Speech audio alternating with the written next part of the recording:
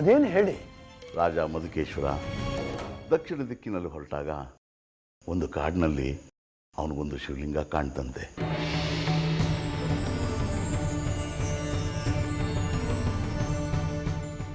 ಆ ಶಿವಲಿಂಗ ಆ ಕಾಡಿನಲ್ಲಿ ಅನಾಥವಾಗಿ ಅಲ್ಲಿ ಬಿದ್ದಿತ್ತಂತೆ. ರಾಜ ಮಧುಕೇಶ್ವರ ಅನಾಥವಾಗಿ ಬಿದ್ದಿದ್ದ ಆ ಸ್ವಾಮಿಯನ್ನು ಕಂಡು ಆ ಶಿವಲಿಂಗವನ್ನು ಸ್ವಚ್ಛಗೊಳಿಸಿ ಅದಕ್ಕೊಂದು ಗುಡಿ ಕಟ್ಟಿಸಿ ಆ ಶಿವಲಿಂಗನ ಅಲ್ಲಿ ಪ್ರತಿಷ್ಠಾಪಿಸಿದಂತೆ. ಇದು ನನಗೆ ಹೊಸ ವಿಚಾರ.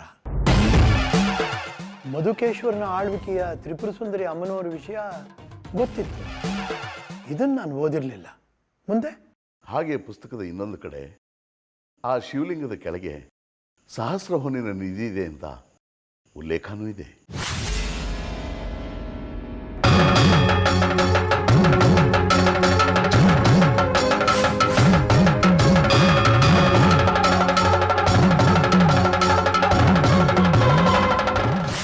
ಹೌದಾ? ರಾಜ ಮಧುಕೇಶ್ವರನೇ ತನ್ನ ಭಂಡಾರದ ಭಾಗವನ್ನು ಆಪತ್ಕಾಲಕ್ಕಿರಲಿ ಅಂತ ಸ್ವಾಮಿ ಸನ್ನಿಧಿಯಲ್ಲಿ ಇರಿಸಿರಬೇಕು. ಇಲ್ಲ ಶಾಸ್ತ್ರಿಗಳೇ, ಅದಕ್ಕೊಂದು ಹಳೆ ಕಥೆನೇ ಇದೆ. ಹೌದಾ? ಒಂದು ದೇಗುಲದ ಸುತ್ತ ಎಷ್ಟು ಒಳಸುಳಿಗಳ ವಿಚಾರಗಳಿರುತ್ತೆ. ಹೌದು ಶಾಸ್ತ್ರಿಗಳೇ. ತಾಯಿ ಪಾರ್ವತಿ ದೇವಿ ಲೋಕ ಸಂಚಾರ ಹೊರಟಾಗ ಆಯಾಸ ಪರಿಹಾರವಾಗಿ ಅಲ್ಲಿ ತಂಗೋದಿಕ್ಕೆ ಪರಶಿವನನ್ನ ಜಾಗ ಕೇಳಿದ್ಲಂತೆ. ಆಗ ಶಿವ ಶ್ರೀಚಕ್ರ ಸ್ವರೂಪಿಣಿಯಾಗಿ ತನ್ನ ತಲೆ ಮೇಲೆ ನೆಲೆಸು ಅಂತ ಹೇಳಿದ್ದಕ್ಕೆ ತಾಯಿ ಪಾರ್ವತಿ ದೇವಿ ಆ ಶಿವಲಿಂಗದ ಮೇಲೆ ಶ್ರೀಚಕ್ರ ಸ್ವರೂಪಿಣಿಯಾಗಿ ನೆಲೆಸ್ತಾಳೆ. ಹಾಗಾಗಿ ಆ ದೇಗುಲದ ಶಿವಲಿಂಗದ ನೆತ್ತಿಯ ಮೇಲೆ ಇವತ್ತಿಗೂ ಶ್ರೀಚಕ್ರದ ಮುದ್ರೆ ಇದೆಯಂತೆ.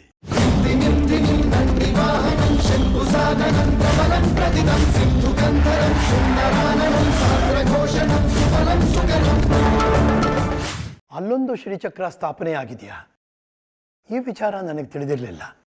ಮುಂದೆ ಹಾಗೆ ಪರಶಿವ ತಾನು ನೆಲೆಸೋದಕ್ಕೆ ಜಾಗ ಕೊಟ್ಟಿದ್ದಕ್ಕೋಸ್ಕರ ತಾಯಿ ಪಾರ್ವತಿ ದೇವಿ ಹೊನ್ನಿನ ರೂಪದಲ್ಲಿ ದೊಡ್ಡ ನಿಧಿಯನ್ನೇ ಕೊಟ್ಲಂತೆ.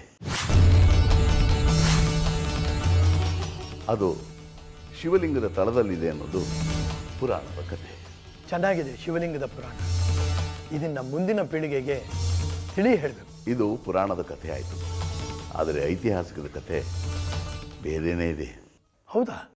ಅದೇನದು?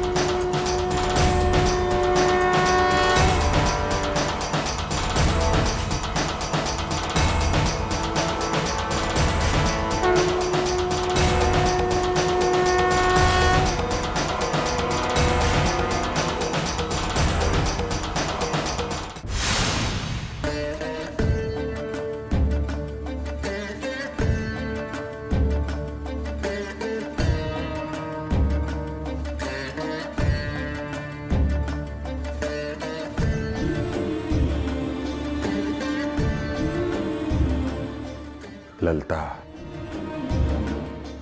ಒಬ್ಬ ತಾಯಿ ಸಂಕಟ ಏನು ಅಂತ ನನಗೆ ಅರ್ಥ ಆಗುತ್ತೆ. ಆದರೆ ಏನು ಮಾಡೋದು ಹೇಳು?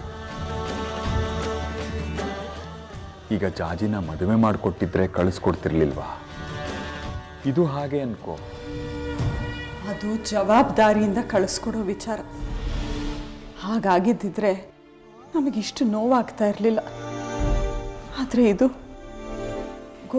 ಗೊತ್ತಿದ್ದು ಕಷ್ಟದಲ್ಲಿ ನೂಕೋಪರಿ ಸರಿಯಲ್ಲ ಅಲ್ವಾ? ನಮ್ಮ ಸುಂದರಿ ಹೋದ್ಲು ಅನ್ನೋ ದುಃಖನ ಮರೆಸ್ತವಳು ಜಾಜಿ. ಬೇಡ ಅಂತ ಅಂದ್ಕೊಂಡ್ರು ಮನೆಯವರೆಲ್ಲ ಅವಳನ್ನ ಎಷ್ಟು ಹಚ್ಕೊಂಡ್ಬಿಟ್ಟಿದ್ದೀವಿ. ಏನು ಮಾಡೋದು ಲಲಿತಾ? ನಾವು ಯಾವುದನ್ನು ಅತಿಯಾಗಿ ಹಚ್ಕೋತೀವೋ ಅದೇ ನಮ್ಮಿಂದ ತುಂಬ ದೂರ ಹೋಗೋದು. ನಮ್ಮ ಜಾಜಿ ನಮ್ಮಿಂದ ದೂರ ಆಗ್ಬಿಟ್ಟಿದ್ದಾಳೆ. ಅವಳಿಲ್ದೆ ಮನೆಯೆಲ್ಲ ಬಣ ಅನ್ನಿಸ್ತಾ ಇದೆ. ನಿಜವಾದ ಸೂತ್ಕದ ದುಃಖ ನನಗೆ ಇವತ್ತಾಗ್ತಾ ಇದೆ. ಮಕ್ಕಳು ಅನ್ನೋ ಭಾವ ಎಷ್ಟು ಸುಖ ಕೊಡುತ್ತೋ ಅಷ್ಟೇ ದುಃಖನೂ ತರುತ್ತೆ. ಜಾಜಿನ ನಮ್ಮ ಮಗಳು ಅಂದ್ಕೊಂಡು ಎಷ್ಟು ಸಂತೋಷ ಪಟ್ಟಿದ್ವೋ ಈಗ ಅಷ್ಟೇ ಸಂಕಟನೂ ಅನುಭವಿಸ್ಬೇಕಾಗತ್ತೆ. ಯಾವುದು ನಮ್ಗೆ ಹೆಚ್ಚು ಸುಖ ತರುತ್ತೋ ಅದೇ ನಮ್ಗೆ ಅತ್ಯಂತ ದುಃಖನೂ ತರೋದು. ನೀವೇನು ಮಾಡ್ತಿರೋ ನನಗೆ ಗೊತ್ತಿಲ್ಲ. ನಮ್ಮ ಜಾಜಿನ ವಾಪಸ್ ಕರ್ಕೊಂಡು ಬನ್ನಿ. ಅವಳಿಲ್ದೆ ನನಗೇನು ಬೇಡ ಅಂತ ಅನ್ನಿಸ್ತಾ ಇದೆ. ಈ ಬದುಕೆ ಬೇಡ ಅನ್ನಿಸ್ತಾ ಇದೆ. ಲಲಿತಾ, ನೀನು ಇಷ್ಟೊಂದು ಆತಂಕ ಪಟ್ಕೋಬೇಡ. ಇರೋ ಅಪ್ಪನ್ನ ಕೇಳಿದ್ರೆ ಇದಕ್ಕೇನಾದರೂ ಪರಿಹಾರ ಹುಡುಕೊಡ್ತಾರೆ. ಅವರನ್ನ ಕೇಳಿದ್ರೆ ವೇದಾಂತದ ಮಾತುಗಳನ್ನ ಆಡಿ ನನ್ನನ್ನು ಸಮಾಧಾನ ಪಡಿಸೋದಕ್ಕೆ ಪ್ರಯತ್ನಿಸ್ತಾರೆ. ಆದರೆ ನಾನು ಸಮಾಧಾನ ಆಗೋದಿಲ್ಲ. ಅವರನ್ನು ಎದುರಿಸಿ ನನ್ನ ಕೈಲಿ ಮಾತಾಡೋದಕ್ಕಾಗೋದಿಲ್ಲ. ಅವಳು ಎಲ್ಲಿದ್ದಾಳೋ ಹುಡುಕೊಂಡು ಕರ್ಕೊಂಡು ಬನ್ನಿ, ಅಥವಾ ನನ್ನನ್ನೇ ಅವಳ ಹತ್ರ ಕರ್ಕೊಂಡು ಹೋಗಿ. ಒಟ್ಟಿನಲ್ಲಿ ಎಲ್ಲರೂ ಒಟ್ಟಿಗೆ ಅನುಭವಿಸೋಣ. ನನ್ನ ಮಗಳು ನನ್ನ ಮುಂದೆ ಇರಬೇಕು ಅಷ್ಟೇ. ಯಾವ ಕಡೆ ಹೋಗಿದ್ದಾಳೆ ಅಂತಾದರೂ ಗೊತ್ತಾಗೋದು ಬೇಡವಾ? ಮಾವನವ್ರಿಗೆ ಗೊತ್ತಿರುತ್ತೆ. ಅವ್ರು ನಮ್ಮನ್ನು ಸಮಾಧಾನ ಪಡಿಸೋದು ಬೇಡ. ಅವಳು ಎಲ್ಲಿ ಹೋಗಿದ್ದಾಳೆ ಅಂತ ತಿಳಿಸ್ಲಿ, ಅಷ್ಟು ಸಾಕು. ನಾವೇ ಹುಡುಕೊಂಡು ಹೋಗೋಣ, ಯಾರಿಗೂ ಹೇಳೋದು ಬೇಡ. ಲಲಿತಾ, ನೀನು ಅವಸರ ಪಡಬೇಡ, ನಾನು ವಿಚಾರಿಸ್ತೀನಿ. ಆದರೆ ಅದಕ್ಕೆ ಮೊದಲು ನೀನೊಂದೆರಡು ತುತ್ತು ಊಟ ಮಾಡು. ಅವಳು ಹೋದಾಗಿಂದ ಊಟ ತಿಂಡಿ ಎಲ್ಲ ಬಿಟ್ಟು ಕೂತಿದೀಯಾ? ನಾನೊಬ್ಬಳೇ ಅಲ್ವಲ್ಲ, ನೀವು ಹಾಗೇ ಇದ್ದೀರಿ. ಏನೋ ಶಾಸ್ತ್ರಕ್ಕೆ ಒಂದೆರಡು ತುತ್ತು ಗಂಟ್ಲಲ್ಲಿ ಇಳಿಸ್ತೀರಿ. ಮನೆಯಲ್ಲಿ ಎಲ್ರದ್ದು ಅದೇ ಸ್ಥಿತಿ ಅಲ್ವಾ? ಸರಿ, ತಟ್ಟೆ ಹಾಕು, ಒಟ್ಟಿಗೆ ಊಟ ಕೂತ್ಕೊಳ್ಳೋಣ. ಹಾಗಾದರೂ 4 ತುತ್ತು ಸೇರುತ್ತೆ. ಊಟ ಆದಮೇಲೆ ಅಪ್ಪನ ಜೊತೆ ಮಾತಾಡ್ತೀನಿ. ಆಮೇಲೆ ನಿರ್ಧಾರ ಮಾಡೋಣ ಏನು ಮಾಡೋದು ಅಂತ. ಈ ಕೈಕಾಲು ತೊಳೆದು ಬರ್ತೀನಿ, ತಟ್ಟೆ ಹಾಕು.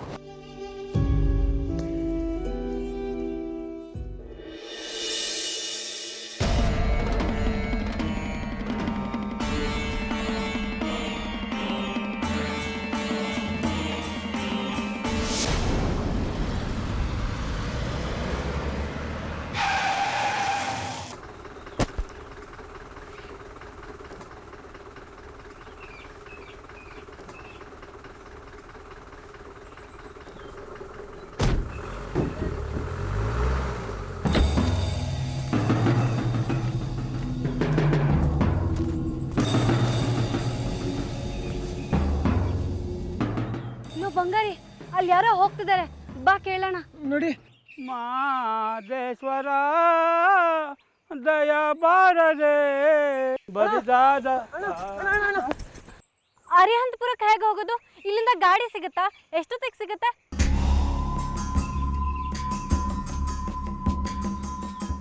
ಓಹೋ, ಅರಿಹಂತಪುರಕ್ಕ ದಕ್ಷಿಣನಾಥನ ನೋಡಕ್ ಹೊಂಟಿದ್ದೀರಾ ನೀವು? ಹೌದು, ಯಾಕೆ? ಹೋಗಿ ಹೋಗಿ, ಆ ಕಡೆನೇ ಯಾವ್ದಾದ್ರು ಗಾಡಿ ಬರುತ್ತೆ. ನೀವು ಹೇಳೋದು ನೋಡಿದ್ರೆ ಅದು ತುಂಬಾ ಹೆಸರುವಾಸಿ ಇರ್ಬೇಕಲ್ವಾ? ತುಂಬಾ ಪ್ರಸಿದ್ಧಿನ, ಸಿಕ್ಕಾಪಟ್ಟೆ ಜನಜಂಗುಳಿ ಇರತ್ತಾ ನಮ್ಮ ಚಕ್ರಾಪುರಿ ತ್ರಿಪುರ ಸುಂದರಿ ದೇವಸ್ಥಾನದ ಹಾಗೆ? ಅಂಥದ್ದೇನು ಇಲ್ಲಮ್ಮ, ಜನನೇ ಇರೋದಿಲ್ಲ. ಆ ದಕ್ಷಿಣನಾಥೇಶ್ವರನ ದೇವಸ್ಥಾನ ಇರೋದು ಕಾಡಿನ ಅಂಚಿಗೆ, ಊರಿಂದ ಹೊರಕ್ಕೆ ಜನನೇ ಬರೋದಿಲ್ಲ. ಈ ಹುಣ್ಣಿಮೆಯ ದಿನ ಪಾತಾಳ ನಿಧಿಯ ಬೀಗ ತೆಗೆದು ಗರುಡ ಮಂತ್ರದಿಂದ ಸರ್ಪಗಳನ್ನು ತಪ್ಪಿಸಿದ್ರೆ ಶಿವಕೃಪೆಯಿಂದ ಹುಣ್ಣಿನ ನಿಧಿ ನಮ್ಮ ಕೈಗೆ ಸೇರು.